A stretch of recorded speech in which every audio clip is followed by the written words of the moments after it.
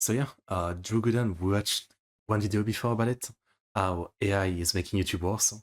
And I guess today's cars are getting dumber, which to an extent, I guess AI will be part of it. But frankly, I guess it's like technology overall, and it's been like that for like a decade at least, right? I remember like I told this story before, but you know, I had a car which was from 2012, and it had somewhat some computer stuff.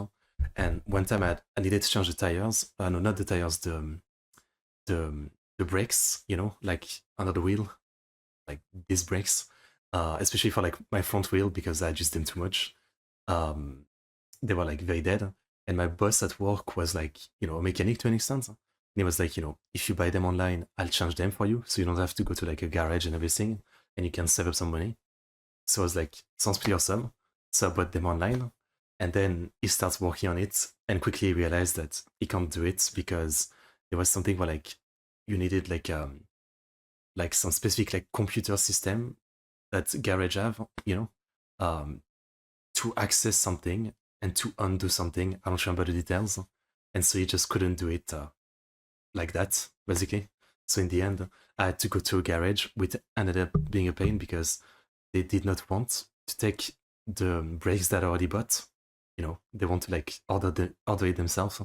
So eventually I found someone, but yeah, this was all a mess, all because there was like some kind of weird computer thing that was preventing my boss from like changing things. Yeah, and you often hear that, right? I mean, modern car with like their computer system where you need like specialized equipment to do even something simple. It's bullshit. So yeah, Joe Gooden, cars are getting dumber. Hey guy, I want to start this video by telling you about something very dumb that I did recently, and I'm going to preface the story by saying that this was entirely my fault. There are probably 50 things I could have done differently to avoid what ended up happening, but I didn't. And that's on me. So I got a new car last month. For most of my adult life, I've been driving a 2012 Honda Civic that I bought from CarMax in 2015. I'll never forget the day I rolled up to my job at Popeyes and felt like the coolest guy in the parking lot. Took the Max part of the sticker off so it just said car on the back. Had a lot of fun back then. And even though this car was very reliable for pretty much the entire time I had it, it was starting to show its age, and I got to a point where I kind of just wanted something that felt nicer to be in. So I splurged a little bit, traded it in for one of the coolest sports cars on the market right now, a 2021 Hyundai Sonata. Now that's not the dumb part. There are so many things about this car that are massive upgrades over what I had before. I'm not familiar with cars very much. There's blind spot indicators. I don't have to plug my phone in anymore to play music. It beeps at me if I move 1 inch in either direction on the highway. It's a great car. But there are also things about cars made in the past decade that aren't necessarily better. They're just different. Talking about music, like, that's a good example. Like this 2012 car that was like Bluetooth to play music. It would work half the time. And it would have like a crazy delay when I would change a song or change the volume or something. So in the end, it was useless, and I just reverted to just plugging it in with a jack. There was like a you plug your jack in your phone, your jack in a car, and that's what I did. I mean, again, there was like a tactile screen and everything, for example, that would tell me something like how much consumption I'm doing at the speed I'm going or something, which is like useful for 2 seconds. Then it was also saying like you could play movies or something. So there was like a USB port, so I tried to plug my phone. I tried to play movies and stuff like that. It never worked. And not movie while I'm driving, right? But yeah, it never worked. Like there was this whole screen with multiple options, but Bluetooth was kind of terrible. Playing movies didn't work. Yeah, it was great technology. And again, it wasn't a shitty car that I had. It was Peugeot 208, I guess. Like, it's a fairly good car, I guess. Why as a society did we get rid of the Prindle? I have spent the past 15 years of my life building the muscle memory of yanking around my car's joystick to tell it where to go. And now it's just buttons? And I don't have the muscle memory for that. I'm starting to develop some due to time passing, but for the first couple weeks I owned this car, I would have to stop looking this way so I could look down and see where the backwards button is. So that brings me to my story. 6 days after I bought this car, car. I was leaving a U-Haul storage facility and the exit gate was open. Now, I've been there enough to know that sometimes, even though the exit gate is supposed to close, it'll just not. So I gave it a couple seconds, decided, yeah, it's gonna stay open, and started driving forward. And you will never guess what happened the exact moment I made that decision. Yeah, gate started closing. So naturally, I'm like, uh-oh, this gate is going to hit my new used car. And I'm guessing it didn't have the reaction time for reverse. Makes sense. I should move out of the way, so I hit Since the he's not reverse used to it, button, huh? start accelerating, Oh, I did. and my car Okay.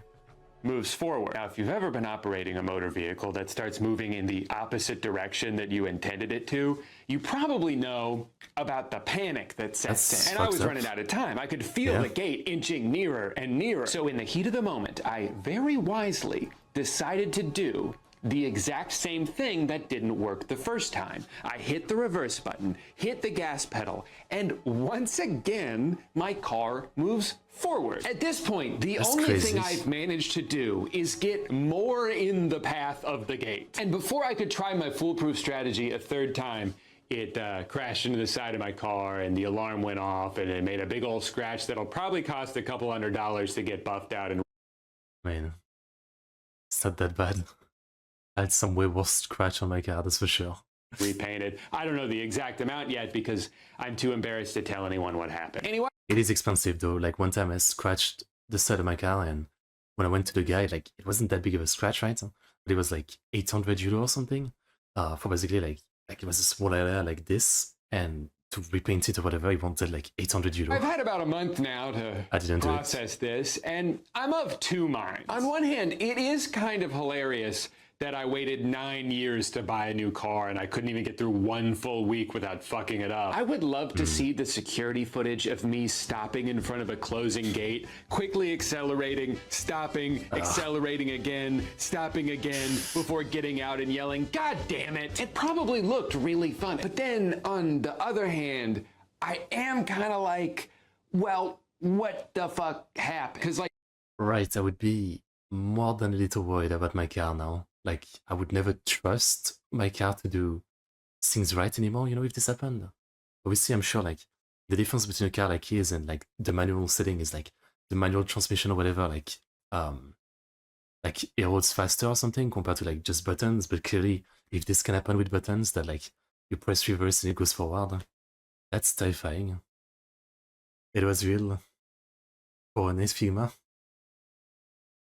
That sounds pretty good. I know that I hit the reverse button 2 separate times, and both times my car just decided not to do it. I tried recreating this exact scenario in a parking lot to pinpoint exactly where I went wrong, and my best guess is just that I hit the accelerator and the reverse button at the same time, which triggered the car's computer to be like, hey, you can't do that. You're gonna hurt the transmission.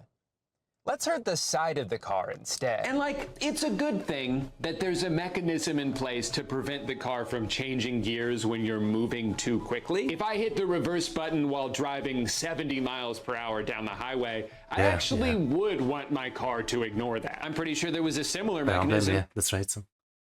You could swap Colonizer onto Figma just in his body to remake the thumbnail. In my old car. The difference is, though, that if this exact scenario happened while I was driving that one, there would have been physical feedback to tell me it was still in drive, and maybe I would have been less likely to floor it twice. In order to get the same confirmation from a button, you have to press it, look down at the dashboard, find the part that indicates what gear the car is in, process that information, and then react accordingly. Well, I guess you're supposed to know what gear you're in, right?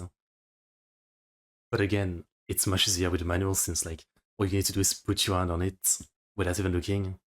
And usually because you've actually done the movement, it's easier to remember what you're in. Even if you can do all that very quickly, it still takes longer to send that information to your brain than if you can just feel where your hand is. And again, I'm the dumbass here. There are so many things I could have done differently. If I had just immediately accelerated as soon as I got to the gate, I would have made it through with time to... Okay, but I don't think he can be blamed. I mean, again, you press reverse, it goes forward. he can't be blamed. Spare. I also could have taken 3 extra seconds to just type my code in. I even could have stayed in bed all day and never gone anywhere near this gate, and that would have been a better decision too. But unfortunately, I didn't do any of those things. I did this, and I'm gonna have to live with that for the rest of my life. But my funny little mishap got me thinking about all these things I've seen over the past couple of years of people getting screwed over by like modern features in their cars. And it made me want to do some research about it. And my takeaway is that while it would be untrue to say that cars have gotten worse, I do think they've gotten dumber. I looked up why cars made the shift from the Prindle stick to just buttons or a touchscreen on the ceiling or a wheel that's right next to the volume knob that hopefully has never caused a hilarious but unfortunate accident. And it turns out the main reason is just that the stick is not necessary anymore because you're not physically changing the gear. You're just telling the car's computer what to do, which like, I get it. You know, I'm not here to stand in the way of progress. I just think that if you have to create a new problem in order to fix something that wasn't really a problem to begin with, you're not being as innovative as you might think you are. Without, I mean, it's really like a case of like if it worked, obviously, like, you know, automatic cars and everything would make a lot more sense. But because it's like kind of messy like that, you know, yeah, it doesn't make a lot of sense. Otherwise, yeah, obviously, like, you know, even though I like manual because that's what I've always driven and know how to drive, I guess, you know, I wouldn't really complain if like everything is shifting toward like automatic.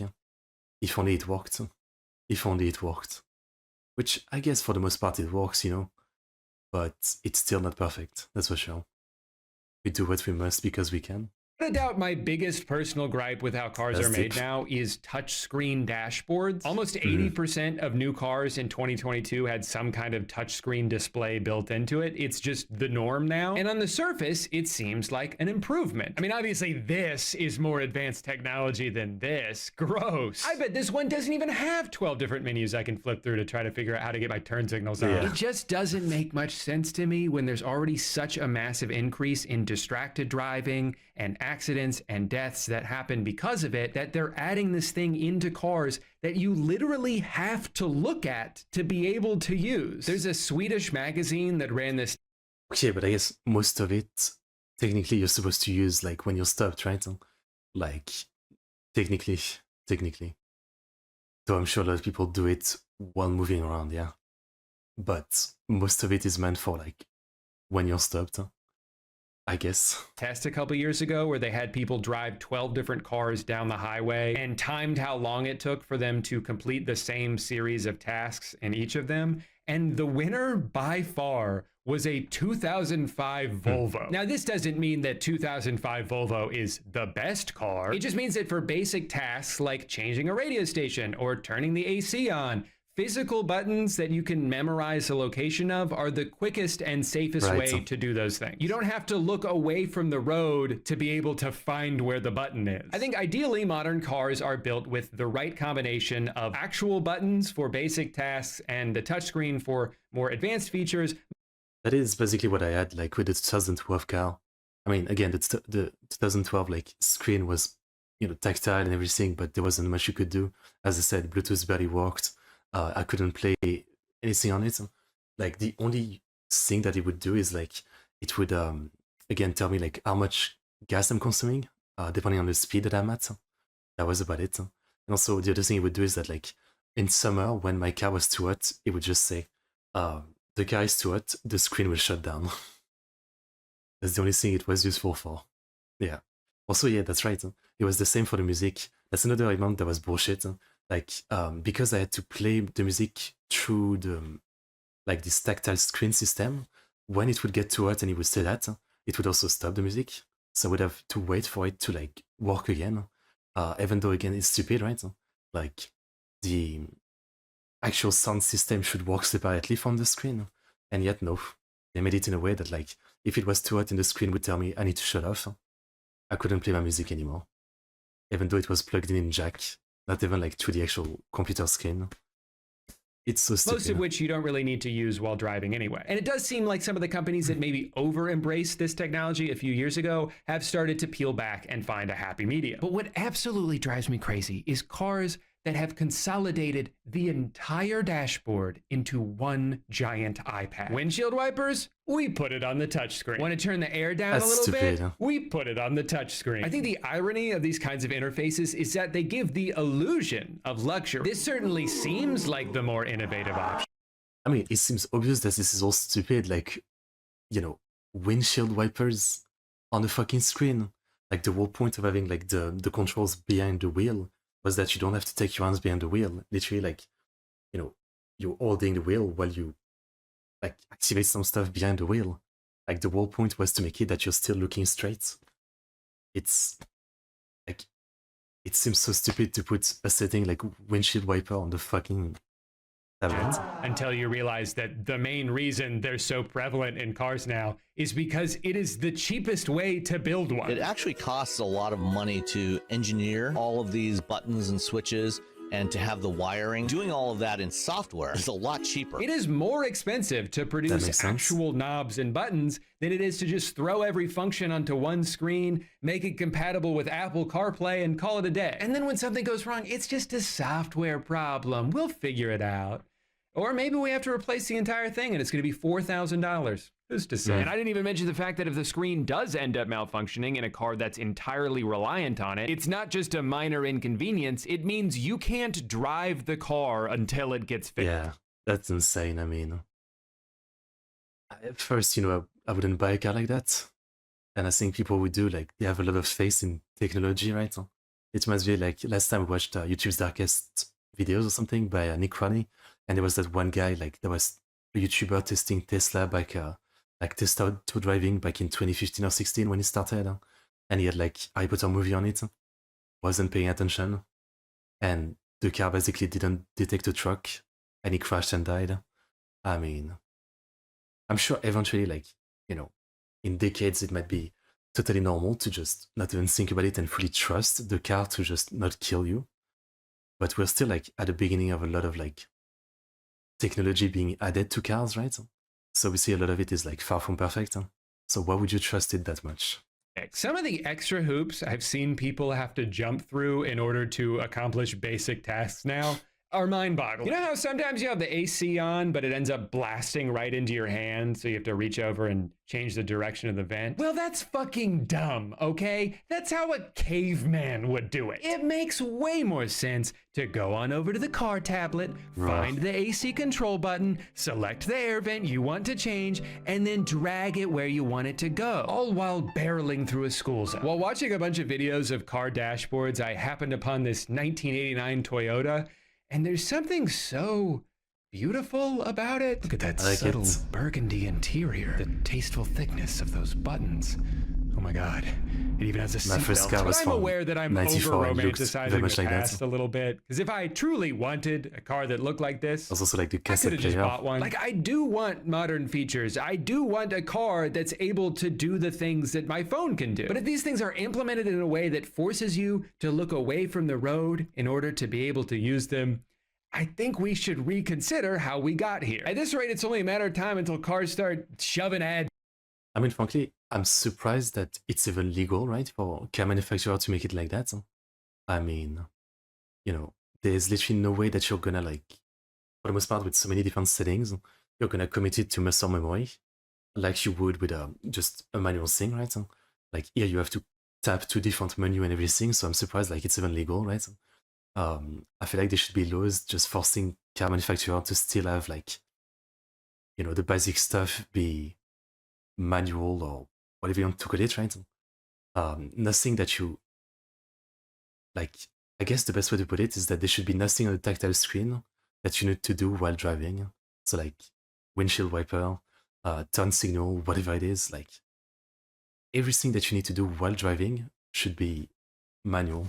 In our faces. This car ride is brought to you by Opera, the smarter way to browse the web. Oh, I was being kind of facetious about that. I've never been more organized online since I started using Opera. The fact that it'll automatically sort my different tab rabbit holes into their own islands, so I'm not constantly overwhelmed by the uninhibited whims of my own brain, has legitimately changed my life. Can I really not skip this? Let me have my Not only does 300 Opera tabs have a open. free ad blocker built directly into the browser, but they also have a free VPN included with no additional fees or extensions you need to download. When I told my grandpa, he couldn't believe it. You know, back in my day, you had to pay good money for a VPN. Now they're just giving them away for free. I'm just trying to use the GPS, man. And on top of being more functional and more secure, I think Opera just looks better. I love that you can have an animated wallpaper as the background of your homepage. I love that you can pin the sidebar if you want to keep an Instagram or TikTok page open, or have it close automatically if you're trying to get work done and need to keep the endless scroll at arm's length. There's even a battery saver feature you can toggle on and off that'll help you get the most out of your laptop before having to get up and finally charge it. It does sound pretty useful, actually. Upgrade the way you use the internet. Download Opera for free using my link in the description. If you scroll too far, don't worry. It's also in the pinned comment. Thank you to Opera for sponsoring today's video. Wow, I'm convinced.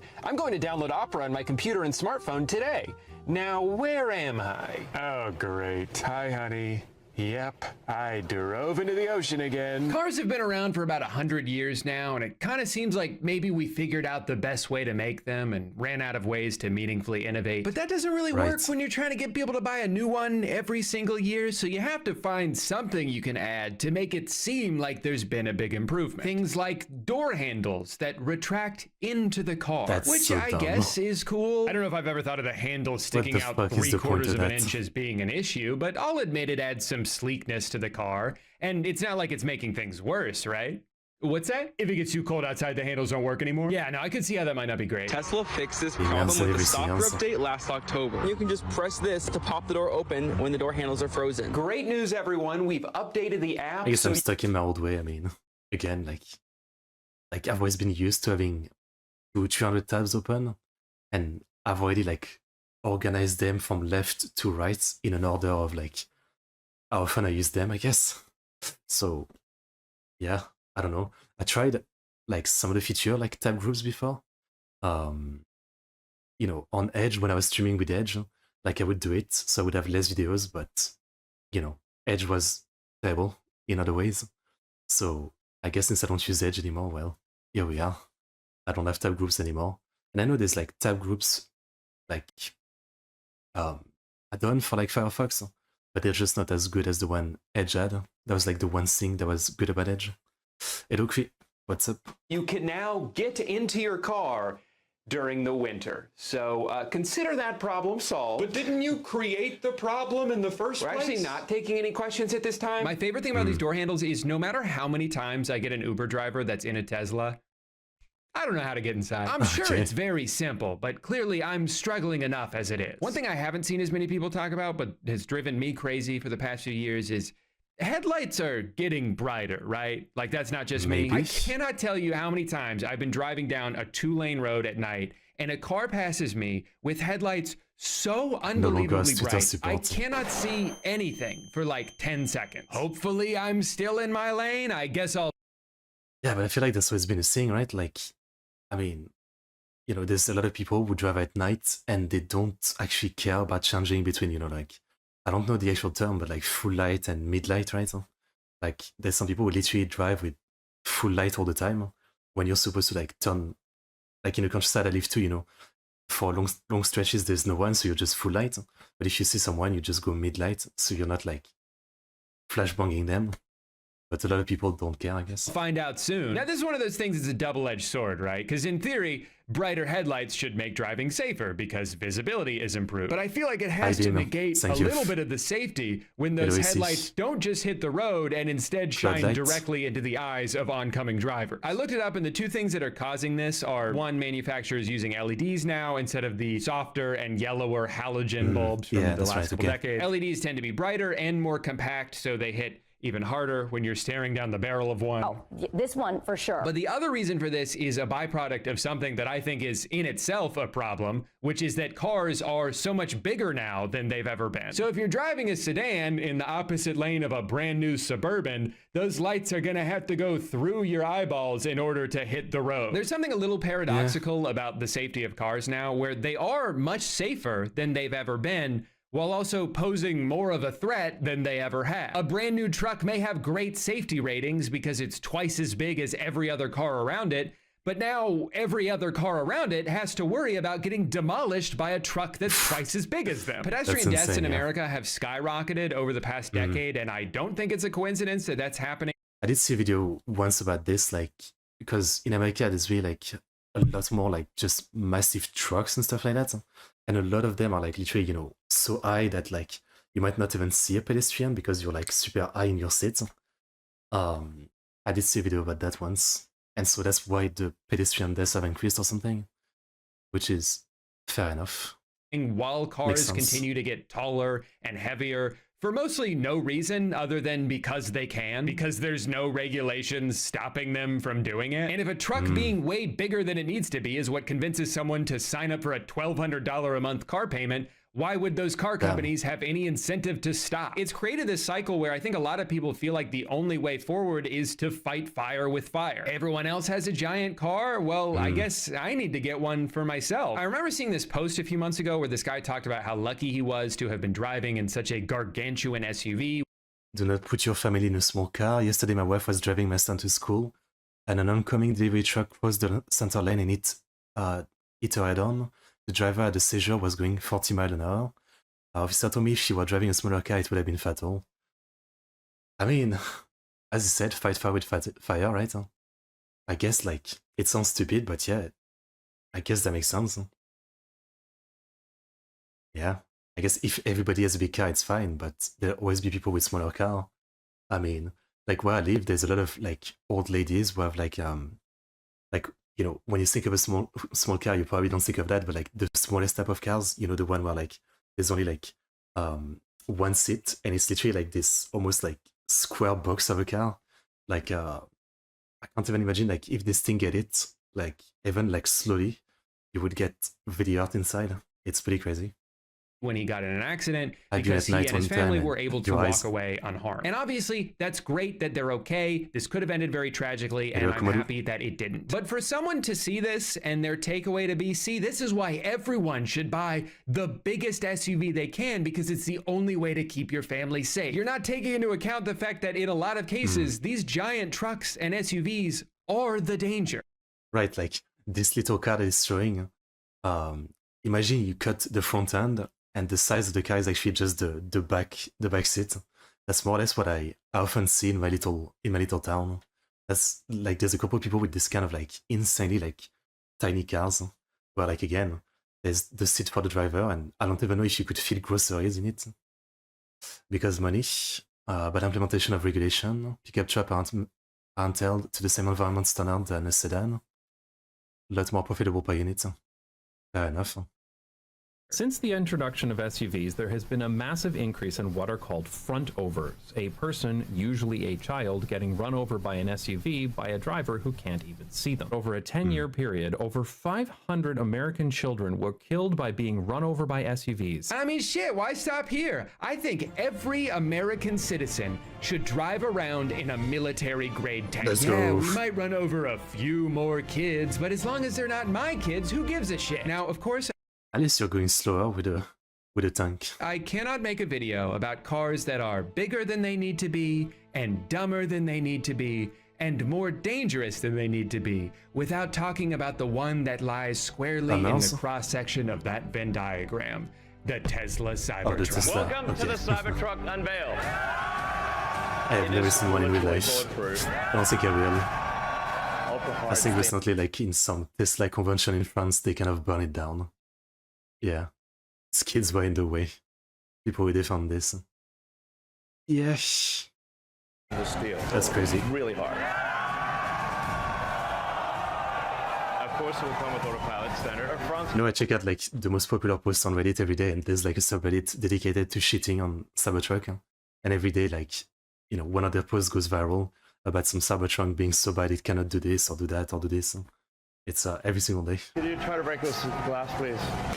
Oh my fucking god. So this awesome car, which looks like when you first boot up a video game and not all of the textures have loaded in yet, was announced a couple years ago as starting at $40,000. Fast forward to today.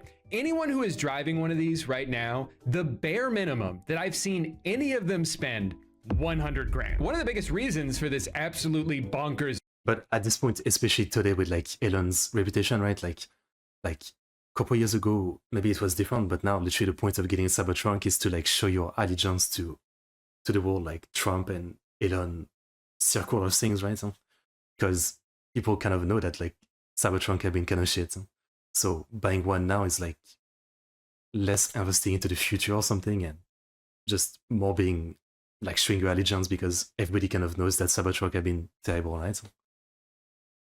In a channel I watch where the block out the Cybertruck in Fortnite whenever someone use it. Price jump. I did not know it was in Fortnite. $20,000 foundation fee. That's right. There's an additional fee tacked on that is almost as much as what I spent on my entire car. So you're probably dying to know what that bonus gets you. Well, some people who paid for it don't even seem to know. $20,000 for it being a foundation series. Now, I don't know what that really means or.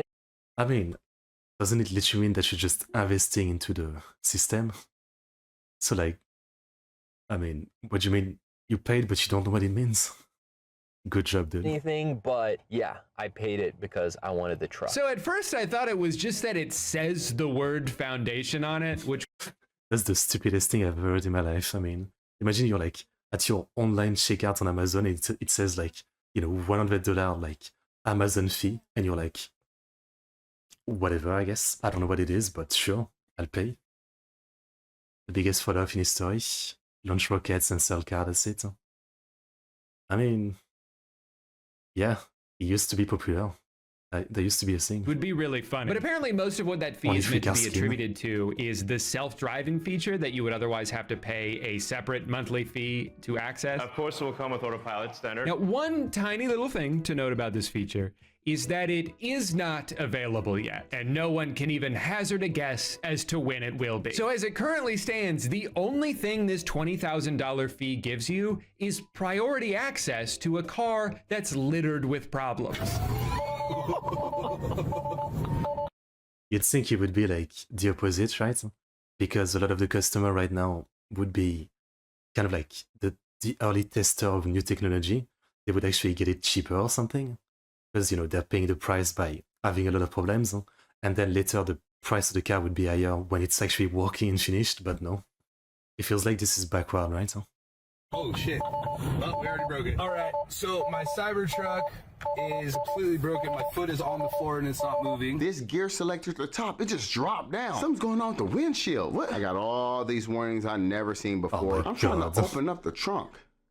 It won't respond. I'm going back and forth trying to close it. It won't close. It won't close. It won't close. When the tailgate's down, the camera's showing you the street. I have had enough. At this point, I think I know more about manufacturing than anyone currently alive on Earth. I have to say, I have really enjoyed watching videos lately from people who may or may not be in denial about the absurd amount of money wasted on this stupid car. They'll make these update videos where they complain about so many things they hate about it, and then be like, and that's why it's a perfect car.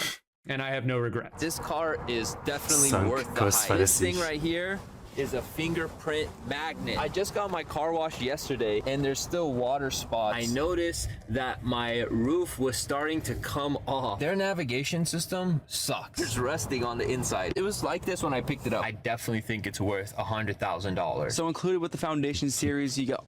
This is the equivalent of like IGN review, you know, everything sucks, but 7 out of 10. It's the equivalent. No competition for EVs. Chinese EVs have 100% tariff. Tesla charges whatever they want and controls nearly all the charging station. That's crazy. That's crazy. But also, I guess I'm not surprised. All-weather floor mats, and if you look right up here, there's a little Cybertruck logo. Wait, did you say floor mats for all weather? Well, never mind then. They should have charged an extra $50,000. Sorry, I should be more sensitive. These people are going through enough right now. It's bad enough their car is falling apart, but they're also getting relentlessly bullied. Cyber clown trucks for stupid. Again. Give it to the stupid clown to... Again, like, it seems kind of like, even if you're rich, it seems kind of insane to buy one of those right now, not only for like all the problem that it has, but the reputation, right? People are like, they absolutely hate Cybertrucks. Trucks, not trunks. Again, like on Reddit every single day there's like some top post about, you know, how stupid they are and some video about it. And I know some have been like destroyed or attacked and stuff like that. Like I can't imagine having one and trying to drive through the street with it. Like everybody hating you, laughing at you. I mean, yeah. Spend their life away. And this guy just said gay truck. That's like a truck Gay owner's trucks. worst nightmare. I will say one thing I do really love about this car is that the rear view mirror doesn't work. Its view is completely obstructed most of the time. I mean, if you want, you can just look down at the screen at the rear view camera, but that also becomes useless if it gets even a little bit dirty. And isn't driving through dirt kind of the whole point of having a truck? That's all they do in commercials. Now, if off-roading is the thing you want to do in this truck, good luck, because it doesn't seem to know how to do that. My friend in the 4Runner wanted to take that incline challenge, and he killed. The Subaru also went up that incline. The Cybertruck did not make it up that incline. And once we got to about the middle of the incline, it would stop. We tried airing down to 30 PSI, but it still did not make it up the hill. Also, so it just does not have enough power? That's it? You're not gonna believe this, but part of his car broke while he was doing this. How does this keep happening? To be fair though, look how easily it navigates this puddle of mud. I mean, if I tried to drive through that in my old Civic, I literally would have drowned. But this truck can do things that I've never seen any vehicle do before. Yes, technically, this road is paved, but there's still... Taking the Cybertruck off-roading. That's what you call off-roading? Damn.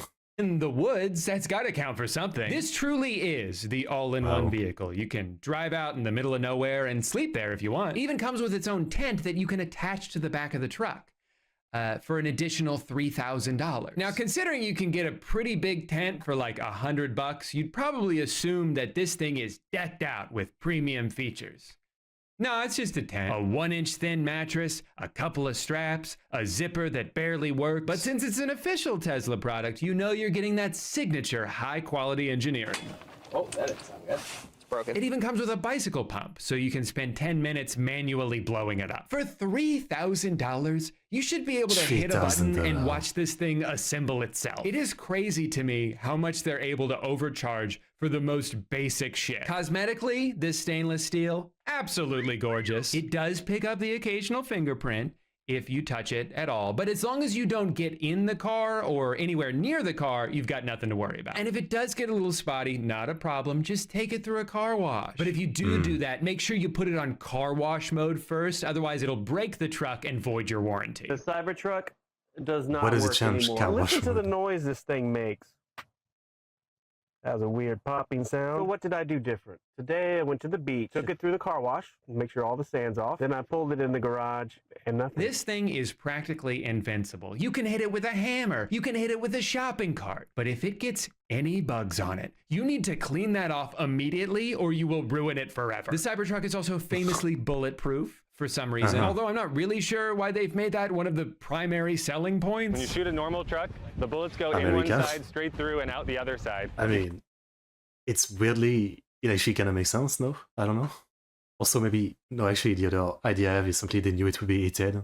Maybe people are going to shoot at the Cybertruck, so gotta be ready for that. Cannot hide behind the vehicle to be safe, so it's something to keep in mind. Keep in mind for what? Who are you marketing this car to? John Wick? The things they chose to prioritize while making this truck are baffling to me. Who gives a shit that it's bulletproof if the material they had to use to make it that way makes it so razor sharp you cut your hand every time you open the door? Who cares how strong the interior is if it can't even get wet? They're calling it a car made for any planet. Guys, why don't we start with making it work on this one? As far as safety goes, I've seen conflicting reports about this. There's a crash that happened between a Cybertruck and a Toyota Corolla. And if you look at the photos from the accident, you might think, wow, this truck is invincible. It barely got a scratch on it. Meanwhile, the guy in the Corolla is probably seriously hurt, right? Damn. No, he's fine. The problem with this rigid outer body is that cars are designed to crumple in an accident. That's I was gonna say, like, that's the point. You know, that is their the way point. of absorbing as much force as possible. If your car doesn't crumple, that force will be passed on to the passengers inside of it. So while the Cybertruck may look like the world's most indestructible car, a lot of people who know more about physics than I do aren't so sure this is a good thing. I think what Tesla has done the most successfully with this truck is make it so their target audience doesn't care about any of these problems. I've seen people online who are actively enduring nightmare situations still go out of their way to defend. I mean, because again, some people, it's sunk cost fallacy, like they already spent so much money, you know, like you can't regret it, you have to keep liking it. And then the other is, you know, the cult of Elon and all that, right? Like, you know, that's As simple as that, yeah. This company. Cybertruck broke down on my first road trip with my family, lost the back motor and was unable to drive. Had to get it towed 2 hours back home. First year problems. Always good to wait a year or two on a brand new model. I know this is an early 3/Y owner, but man, come on. Had to grab the Cybertruck. No, you didn't. And it definitely seems like you shouldn't have. I found this guy on Twitter whose experience perfectly encapsulates the Cybertruck launch. His truck broke pretty much immediately. He got that patented flashing red critical service error. Couldn't even drive it, had to pull over. Since then, it's been in the shop for weeks with no word on how long it's gonna take to fix. There's apparently at least 10 different things wrong with it. Wire harness needs replacement, ripple in windshield, driver's seat rubbing on center console, headliner sagging, chip and foundation series dashboard trim, mobile connector provided with Cybertruck not charging the truck past 6 amps, front misalignment, one side is higher, rear side arch misalignment sticking up. It could be another month before this guy gets his 100.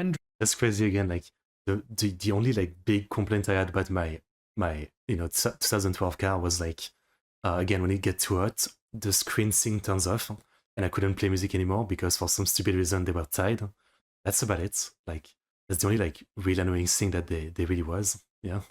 With a strong, unpleasant odor that has persisted even after he went to the trouble of cleaning it inside and out. And it is fascinating to watch this guy who has been absolutely fucked by Tesla continue to go to war on Elon's behalf. People often criticize what they don't fully grasp, but the moment you take the wheel of a Cybertruck, everything changes. You'll quickly discover that all other trucks pale in comparison, becoming obsolete in the Cybertruck's shadow. Hey guys, it's been like 2 weeks since you took my car. Are you almost done fixing it, or? They've got it all twisted. Instead of comparing the Cybertruck to other trucks, they should compare the other EV trucks' features and capabilities to those of the Cybertruck. Then it becomes clear just how superior the Cybertruck is and how the other trucks are stuck in the dinosaur era. Hey, my car has been in the shop for its entire life so far. Do you think I'm ever going to be able to drive it again? While other trucks are busy playing catch up, the Cybertruck is already in the future, being the undisputed champion. Hating on the Cybertruck might get you more engagement and clicks, but I'll never fake it to make it. I love my Cybertruck. But isn't it what is exactly doing it, right? Like doing is like I'm sure he's getting a lot of engagement with this. He's getting a lot of attention from being such a cultist of the Cybertruck. Like there must be so many people like attacking him and commenting and everything. So yeah, maybe he's actually smart. I would call a conclusion life-changing, doesn't make it good. I really wish I could get my truck back this weekend. Still no update. Dude, if I was this guy... Camera, give me a second.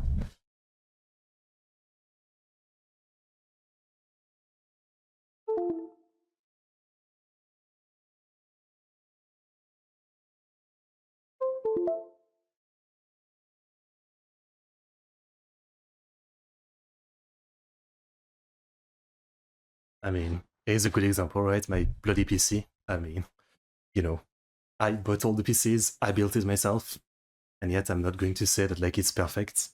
I clearly fucked up somewhere with all the problem that I have. I clearly fucked up somewhere, I'm not going with the sunk cost fallacy of, like it's not my fault and it's perfect because it's so expensive. Like clearly I fucked up somewhere, or something fucked up somewhere, one of the PCs or something, with all the issues that I got. So, I'm better than the Cybertruck owner. I would be and I will keep putting in the Cybertruck. He has every right to be pissed off here, but he seems to be more mad at the people telling him he's been scammed than at the company that actually scammed him. I've spent so much time this month watching videos of people driving this car and talking about this car and hating on this car, but at the end of the day, it's not fair for me to fully judge something that I've never even seen in person, let alone actually driven. Sure, I can pick and choose clips that fit the argument I'm trying to make. Frankly, like I would actually like to try driving one, even for like 5 minutes, just to feel the life-changing energy.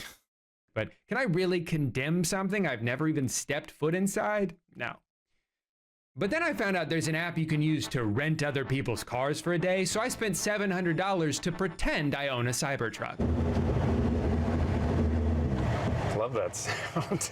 This is my nightmare. Everything on this screen, nothing's here. I don't like how many buttons I have to press to like turn the AC off. For a truck as big as this is, I don't love how sensitive everything is. The steering wheel, you barely have to turn it. You don't need to brake. I instinctively, when I'm slowing down, I want to take my foot off the accelerator and brake, but it brakes when you let go of the accelerator, so it's like really jerky. I guess I would get used to that if I drove it more often, but so far it's just like, I feel like I'm really drawing a lot of attention to myself. Going to a Costco parking lot, probably a bad idea. Everyone is turning and looking. When I drive, I do not want to be perceived or looked at. That guy right there is stopping to look at us right now. Another Tesla is looking at us. He's like, ah, my big brother. When we got inside Costco, though, something weird happened.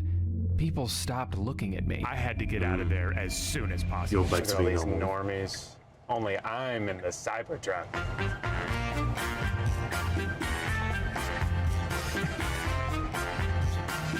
Okay. So many steps to open the mirror. They have something called karaoke. Took me, shook me, feeling me, singing from heart. Like a lot of reviewers said, you cannot use this rearview mirror. It is just complete darkness in there. It is very smooth to drive. It doesn't feel like you're driving a giant truck, but I kind of wish it did. If you forget that your car weighs 7,000 pounds and you're driving it like it doesn't, like I just feel like it's way too easy to accelerate as fast as you can and slice someone in half, which I'd rather not do. It was a beautiful spring day outside, so the next thing on my agenda was a romantic picnic in the park with my lovely wife. What's wrong? You hardly touched your cereal. We don't want Cinnamon Toast Crunch, I got a banana instead. I've driven a little bit now. I'm pretty sure every time I've parked and gotten out so far, I've left the car on because I don't know how to turn it off. There's not like a button or anything, but I finally figured out it's very intuitive. You hit this and then was it safety, right? And then you scroll all the way down and you want to scroll past Joe mode. Don't put it on Joe mode. So many bloody options. And then you just hit power off and then that's it. And that's how you turn off the car. Turn off the Cybertruck. Getting the truck to fit into my garage was a lot closer of a call. No, actually, I just realized my mom's car is like, it's also from like, maybe like 2012, somewhere around there, I think. But it has like a stupid system for starting, which for the most part works, but I feel like could easily break. You've got this like this kind of like rectangular shape of a car key, and it's not like one that you put in and you turn, right? It's something that you have to like insert inside like this and then press a button that says start. It's a weird one, which again, like it seems very needlessly like computerized when a car key just makes sense. Like, did they think it was too hard to put it in and turn it? I don't know. All than I expected it to be. If I did own this car, this would be quite the fun little adventure to get to go on every single day. And that's how you park a Tesla Cybertruck in your garage. Despite all my issues with the truck, the more I drove it around the city and felt the enamored stares from what was he looking at? The more I drove it what did you around guys the this? city. I think that's new me. No. Oh no, it's in your garage. Despite all my issues with the truck, the more I drove it around the city and felt the enamored stares from mesmerized bystanders, I was reminded of what the guy I rented it from told me. You'll feel like a celebrity. And god damn it, he was right. I've never felt more popular. What, is that freaking Brad Pitt over there? People don't look at you because it's like you, though. Me driving the best truck in the world. Please, no pictures. I'm a regular person just like you. I like the way this car makes me feel. I don't care how much it costs. If it's not solid gold, I don't want it. Hey, can I talk to you for a sec? Sure, but make it quick. Ever since you've been driving that car, you've been acting kind of weird. How exactly do you mean? You're like a completely different person now. Oh, I see. Mm-hmm. You're jealous. What? You're jealous because I own the world's most awesome car. You don't own the car. You're renting it for one day. Oh, tell me how I knew you'd bring that up. Because it's true, Drew. I'm sorry, I can't deal with this right now. I need to go clear my head. I'm gonna take a nice scenic drive dangerously close to the edge of a cliff.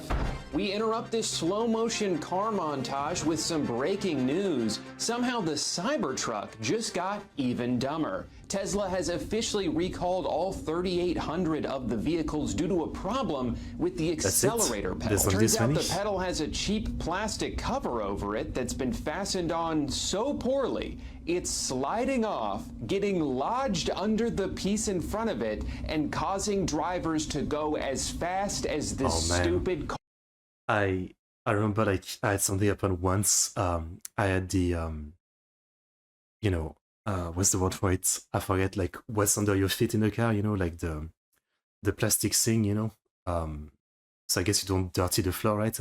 And one time, I don't know what happened, but it slid off under the pedals, and all of the pedals were blocked. I could not accelerate, brake, or anything, and it was kind of terrifying because I knew that if I like go like this to try to like pull it, I wouldn't look at the road anymore, but I could not slow down. It was like pretty fucked. Car can go. It held the accelerator down 100%, at full throttle. This is a real thing that's actually happening. We here at Channel 300 News urge you, if your husband is about to drive one of these death traps near or around a cliff, you must go stop him. His life could be in danger. Honey, I just saw on the news.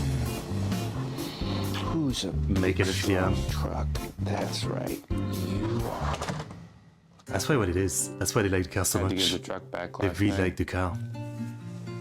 It was one of the hardest moments of my life. Technically, I still had a few hours left on the rental, but Amanda said she felt weird or something. I don't know, it's all a blur. Final thoughts on the truck.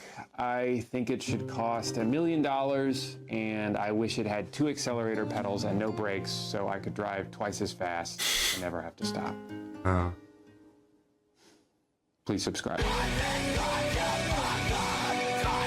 Let's go. Alright.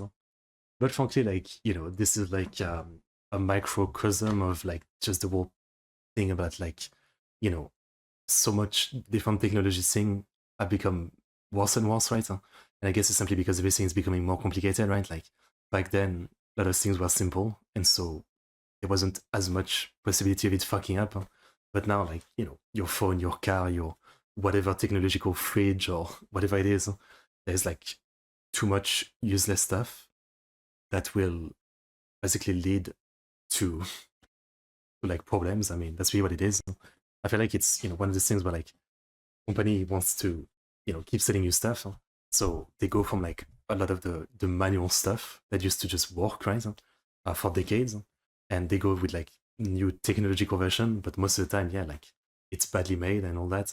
It's, you know, not reliable most of the time. I mean, you know, as I often say, like as someone who, you know, use a computer all the time, like a lot of people, but like, you know, you instantly tell yourself like, you know, with how much problem that you have to deal with the computer, like between updates, drivers, you know, for me, I'm dealing with like USB issues all the time, etc., right? Like, you know, I don't want this kind of madness to be in like my car or something that I'm driving around where I might kill myself or someone else. You know what I mean? Like, you know, if you use your phone, you always have problem with your phone, whatever it is, something not updating, something breaking. It's like, it's never reliable enough that I would trust it. Like my full car being like controlled by technology, I guess. That's what I can say. Anyway, good video. I feel like I have too much, but good video.